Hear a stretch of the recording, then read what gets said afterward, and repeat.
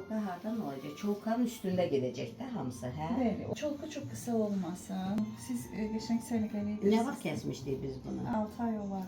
Uzunluq. Size bırakıram, siz bakın. Yox, uzunluq sizə bağlıdır. Ön hissə buradan olsun. Çok kısa olmasın, ama belə geçsin də. Baxın, burada kəs.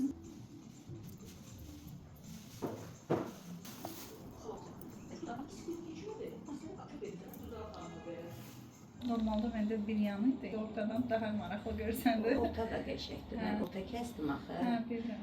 Yana da eləyə bilərsiniz, sağa sola. Hal-hazırda belə də qəşəkdir, bu tərəfə də qəşəkdir. Yəni hər tərəfə oturur saç. Ona görə hər tərəfə eləyə bilərsiniz. İstədiyiniz kimi olur. Tamamdır. Çok sağ olun. Elinize sağlık. Çok güzel. Saçın uclarında yanıqları var. Onlar da kəsilə-kəsilə çıxar.